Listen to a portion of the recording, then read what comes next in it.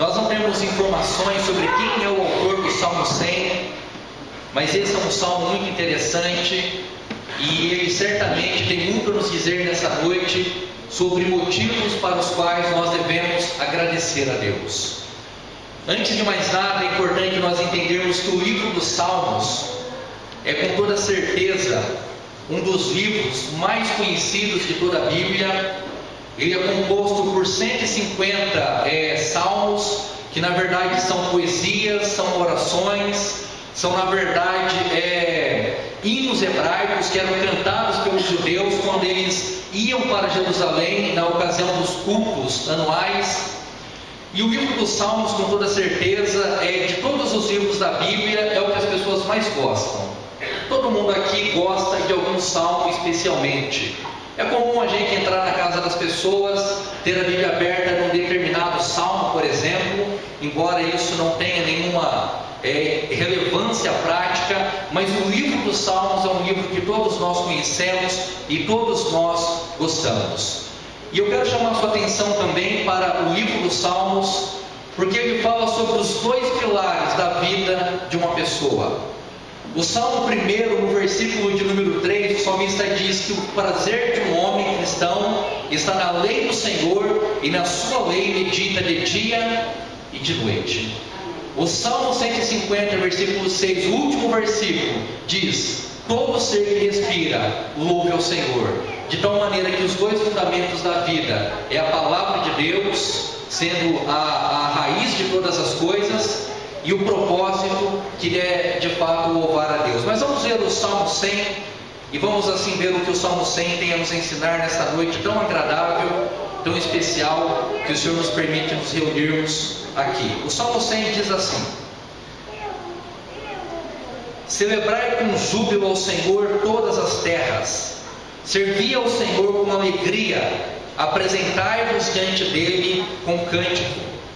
Sabei que o Senhor é Deus, foi Ele quem nos fez, e dele somos o seu povo e rebanho do seu pastoreio.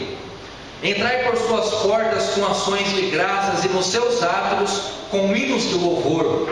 Rendei-lhe graças e bendizei-lhe o nome, porque o Senhor é bom e a sua misericórdia dura para sempre, e de geração em geração a sua fidelidade. Eu gostaria que todos lêssemos juntos o versículo 5: porque o Senhor é bom, a sua misericórdia dura para sempre, e de geração em geração a sua fidelidade. Talvez a primeira pergunta e a mais importante de todas é: será que nós somos pessoas agradecidas? Será que nós somos pessoas que são capazes de, ao longo dos dias e dos anos e da vida, reconhecer e perceber o quanto Deus é bom? Ou será que nós somos pessoas que estão sempre insatisfeitas, pessoas que estão sempre tentando preencher o vazio da existência humana, tentando comprar coisas, tentando preencher o vazio em busca de objetivos humanos e materiais? Que avaliação você faz da sua vida? Quando você olha para a sua vida, para a sua família, para o seu trabalho, para a sua saúde, para as coisas que você tem, você é levado a agradecer a Deus e reconhecer o quanto Deus é bom? Ou você sempre tem a sensação de que está faltando alguma coisa a mais? O livro dos Salmos, especialmente de número 100, ele vai nos mostrar e nos trazer algumas lições importantes, principalmente no sentido de mudar a nossa cosmovisão, ou de mudar a nossa visão de mundo. O Salmo de número 100, quando ele é analisado corretamente, quando ele é interpretado dentro de uma teologia coerente, dentro de uma teologia bíblica, ele vai mostrar para nós que se nós estamos insatisfeitos com alguma coisa, o problema não está em Deus, mas está na nossa falta de percepção, de perceber o quanto Deus é bom. Então veja que a primeira pergunta que eu quero que os irmãos percebam, e está exatamente aqui no Salmo, é: quem deve agradecer a Deus afinal de contas? Quem são as pessoas que são chamadas para reconhecer a bondade de Deus? E a resposta se encontra no versículo 1, quando o salmista diz: celebrai com júbilo ao Senhor todas as terras. Não é uma pessoa, não é uma família, não é um grupo, não é uma igreja, mas todas as pessoas são conclamadas e chamadas pelo salmista para reconhecer e celebrar com profundo júbilo ao Senhor. E me parece muito importante nós pensarmos nessa questão da alegria, porque a alegria no mundo moderno ela é confundida com muitas coisas. Muitas pessoas pensam que a alegria é quando uma pessoa se embriaga e ela não lembra de mais nada. Outros atribuem a alegria ao fato de se ganhar dinheiro, a sensação de poder que o dinheiro dá. Outros atribuem ou pensam que a alegria está relacionada apenas à satisfação dos desejos da carne. Mas quando o salmista fala de júbilo, e quando ele fala de alegria no versículo 1, imagina você a alegria de um exército quando ele vence uma batalha. Imagina você, como diz lá nos evangelhos, a alegria dos anjos quando uma alma se converte, de tal maneira que essa alegria que o salmista está falando é uma alegria que é expressada num profundo sentimento de reconhecimento de que Deus é muito bom. E quando ele chama e quando ele fala de todas as terras, ele está falando que a vida de um cristão deve ser um chamado para que todas as pessoas que olhem para aquele cristão sejam levadas a reconhecer e a perceber como Deus é bom em tudo que Ele faz. Todos nós sabemos que nós vivemos no mundo das redes sociais, e as redes sociais, na sua maior parte, elas são usadas simplesmente para ostentar, são usadas para gerar inveja nos outros, para mostrar como a vida da pessoa é melhor daquele que está vivendo ou não. E é interessante a gente pensar sobre isso, porque geralmente se mede a importância de uma pessoa em quantas curtidas ela tem, por exemplo, na sua página ou na sua rede social. Mas o pensamento do cristão é diferente. Nós deveríamos fazer todas as coisas de tal maneira que o nome de Deus seja reconhecido e seja engrandecido, que todos sejam levados a perceber e a ter um desejo de conhecer esse Deus que é maravilhoso e é magnífico. O Salmo 67, para você ter uma ideia, ele diz: seja Deus gracioso para conosco e nos abençoe. E lá no versículo 2 ele vai dizer: para que se conheça na terra o teu caminho e a tua salvação. Em outras palavras, quando Deus abençoa um povo, na verdade o grande propósito de Deus é que todos os outros povos sejam abençoados também. Hoje nós estamos aqui para agradecer a Deus pela vida do Weber. Mas o chamado do Salmo 100 é para que nós tenhamos o reconhecimento e a percepção de que esse chamado se estende para todos nós. E se vocês observarem no versículo 2, primeiro ele começa de celebrar ao Senhor com júbilo todas as terras. No versículo 2 ele diz que nós devemos servir ao Senhor com alegria e entrar diante dele com cânticos. E no versículo 3 ele vai dizer: sabei que o Senhor é Deus, foi Ele quem nos fez, e dele somos o seu povo e rebanho do seu pastoreio. Em 3 versículos ele fala sobre alegria, sobre júbilo, sobre celebração, sobre comunhão, mas ele fala também sobre 4 reconhecimentos importantes. O primeiro dele, no versículo 3, sabei que o Senhor é Deus. Toda verdadeira fé, ela começa nesse reconhecimento de quem nós somos e de quem Deus é. Muitas pessoas até acreditam em Deus, elas até falam com um certo respeito a respeito de Deus, mas Deus não é o centro da sua vida. E quando Deus não é o centro da vida de uma pessoa, consequentemente outra coisa será.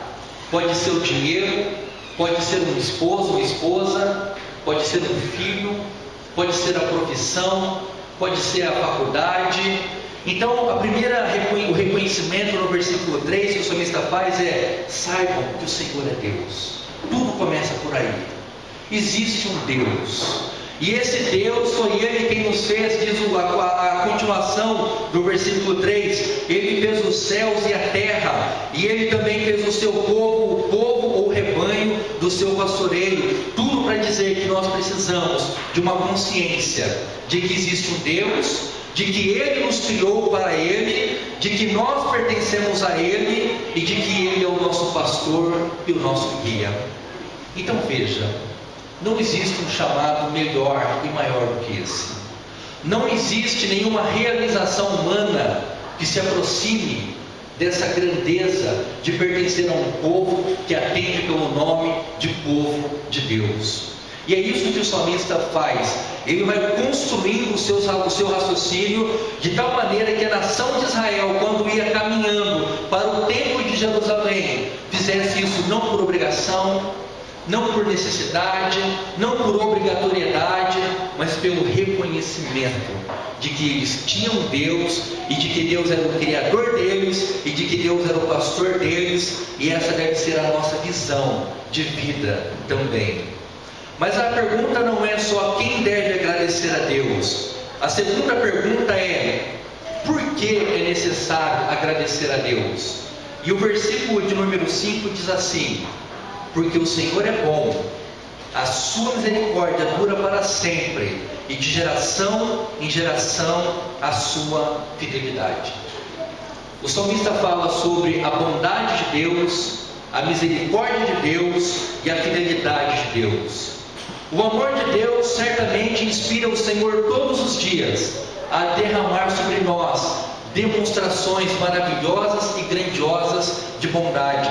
Nós poderíamos dizer que a misericórdia de Deus é o elemento que faz com que a ira de Deus não nos destrua nos dias. Lá em Lamentações 3 diz que as misericórdias se renovam todas as manhãs, e a misericórdia é o fato de nós não sermos consumidos. E a fidelidade de Deus é talvez um dos aspectos mais interessantes, porque ela dura para sempre. Há muitas pessoas que gostam de pensar que Deus é fiel a elas, ou que Deus é fiel a mim. Tem muitos adesivos até com essa mensagem. Mas quando a Bíblia fala da fidelidade de Deus, ela fala da fidelidade de Deus a Ele mesmo. É a fidelidade de Deus à sua palavra. E por Deus ser fiel a Ele mesmo e à sua palavra, Ele cumpre tudo o que Ele promete. Então a fidelidade mostra para nós o caráter constante de Deus, de geração em geração. Deus continua sendo Deus e governando o universo e prometendo aquilo que Ele tem cumprido, e por isso nós somos um povo abençoado. Porque se a fidelidade, a misericórdia e a bondade dependessem de nós, nós a perderíamos todos os dias. Então, se você tem essa visão, esse reconhecimento, essa clareza, você vai perceber que de fato Deus é bom o tempo todo.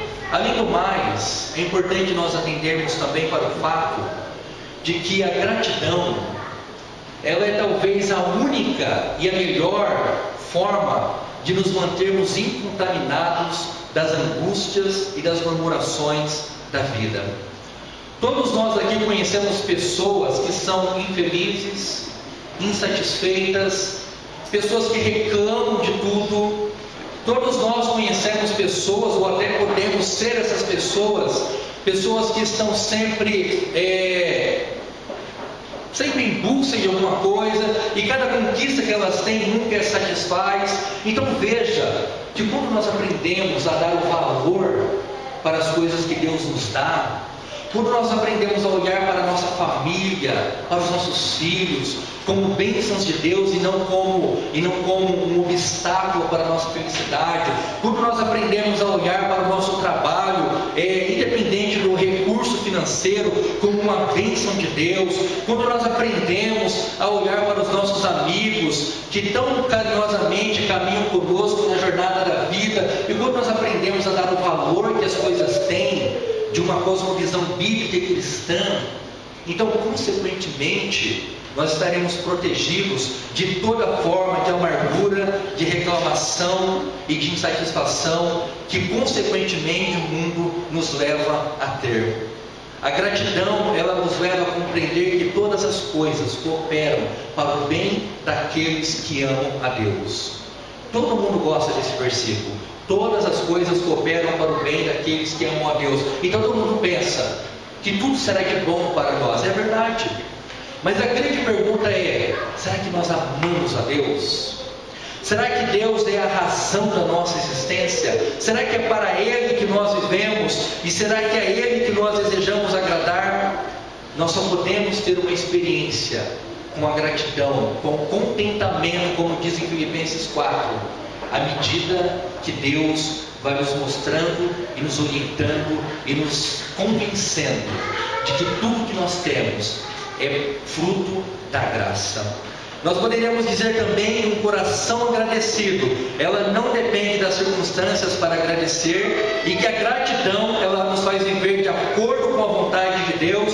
E quando nós olhamos para todos os homens que viveram uma gratidão genuína, que viveram e aprenderam a importância do reconhecimento, eles sempre tiveram uma filosofia de vida, que é a mesma filosofia de João Batista: convém que ele cresça e que eu diminua.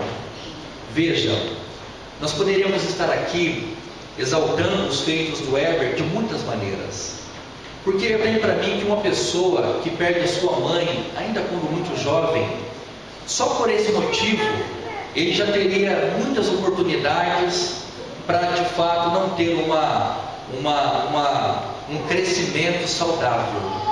Mas essa não foi a única dificuldade, né, que o Heber enfrentou na vida dele. Por todas as dificuldades, talvez pela ausência da figura materna, tantas coisas poderiam acontecer. Mas o que nós queremos dizer é que, embora o Heber seja um exemplo para nós de uma pessoa perseverante, de uma pessoa que perseverou e que venceu naquilo que se propôs, o grande centro da história da vida do Heber, e o grande centro da história da igreja, e o grande centro da história de qualquer um que queira aprender a lição mais importante, sempre será Deus. Porque tudo começa em Deus e termina em Deus. Deus é o único ser que recebe os adjetivos de alfa e ômega. Deus é o único ser que é descrito na palavra de Deus como digno de honra, glória e reconhecimento. Por isso é maravilhoso nós podemos estar aqui nessa noite agradecendo a Deus pela vida do Heber. E eu quero chamar a sua atenção para mais um aspecto do Salmo 100, porque no versículo 4 ele diz assim: entrai por suas portas com ações de graças, e nos seus átrios com hinos de louvor, render-lhe graças e bendizer-lhe o nome.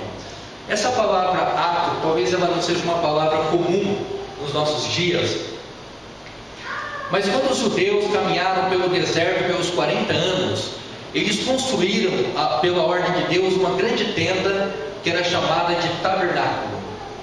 E esse tabernáculo, ele tinha um espaço que era chamado átrio, onde as pessoas entravam nesse espaço para se apresentar diante de Deus por ocasião da celebração anual. Quando Salomão construiu o grande templo de Israel em Jerusalém, então lá tinha um grande pátio que também se chamava átrio, que é onde as pessoas se reuniam como povo de Deus para cantar e para celebrar. Por isso ele diz: entrai por suas portas com ações de graças e nos seus átrios com hinos de louvor. A grande diferença da cultura de Israel para a nossa cultura é que agora nós não precisamos ir a um lugar especificamente. Esse lugar onde nós estamos aqui agora, ele não é mais santo do que a minha casa. E a minha casa, por ser o pastor da igreja, não é mais santa do que a casa de um outro irmão da minha igreja ou de qualquer outra pessoa que está aqui. Então, se naquela época eles tinham que ir para um lugar para expressar a sua gratidão e o seu louvor e render graças ao Senhor, agora nós o fazemos a todo tempo e em qualquer lugar. Por isso que o Evangelho diz que a vida cristã, ela não se restringe à igreja.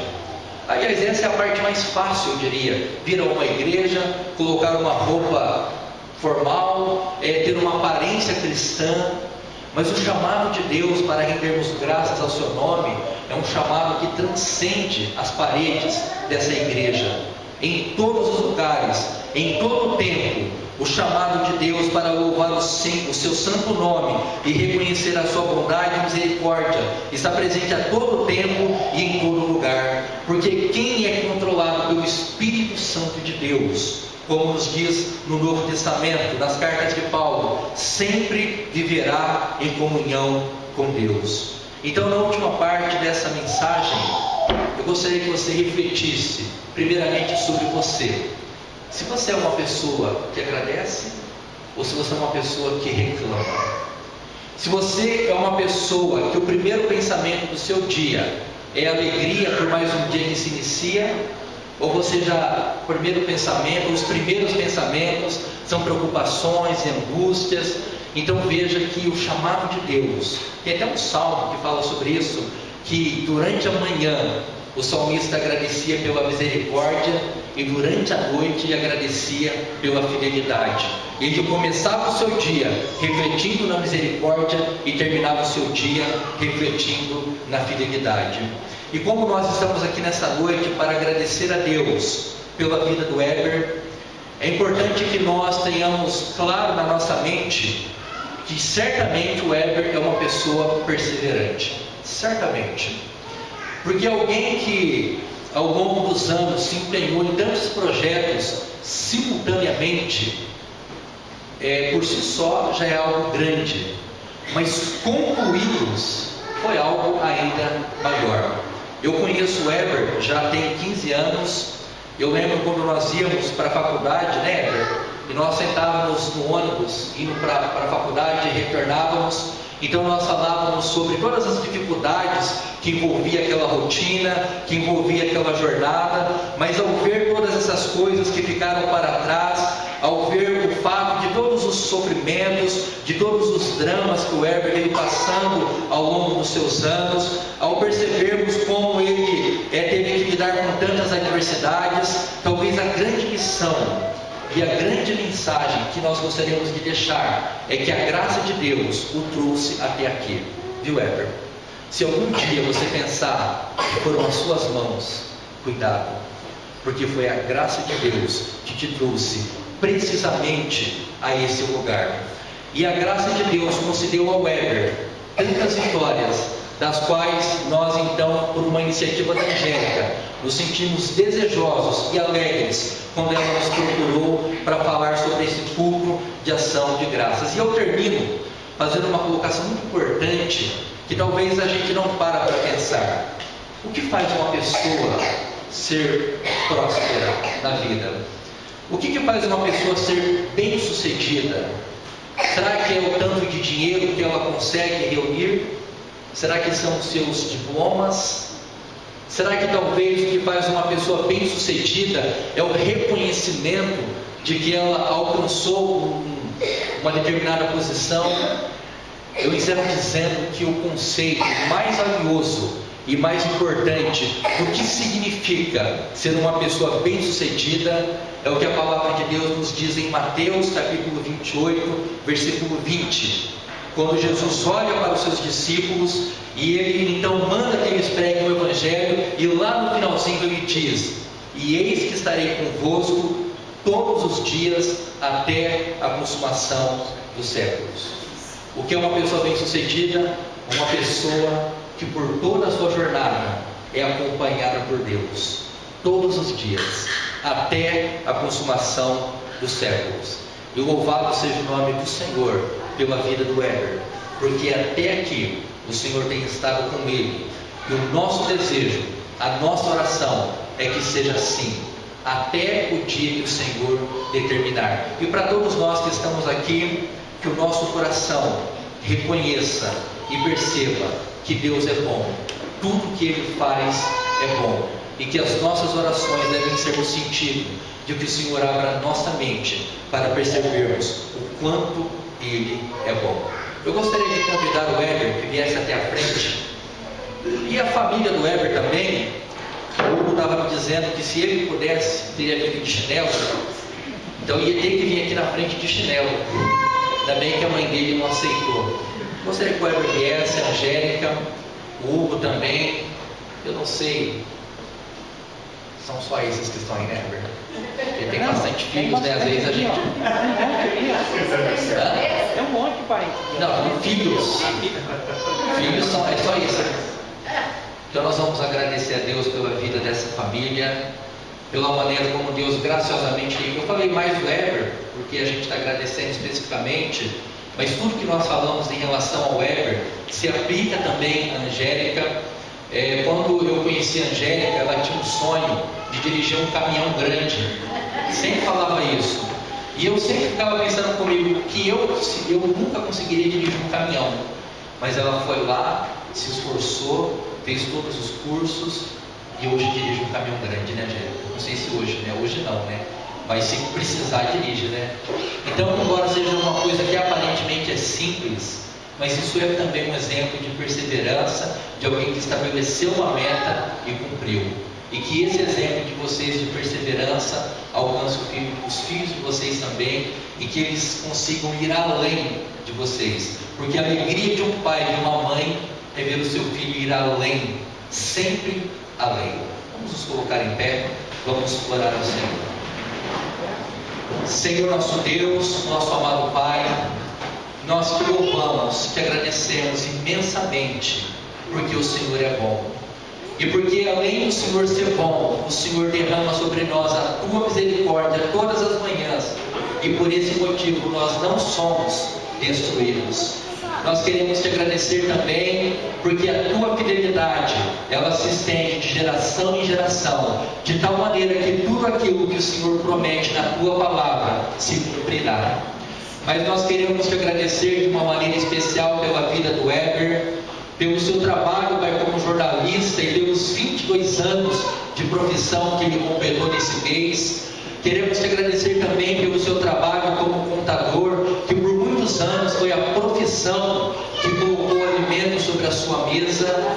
Te agradecemos também, Pai, pela profissão da qual ele tem desenvolvido ultimamente e da qual tanto ele ama, a profissão de advogado, e que o Senhor o abençoe, Pai, em todas as ações, em todas as causas, dando-lhe sabedoria e dando-lhe discernimento, ó Pai. Nós te agradecemos também pela vida da Angélica.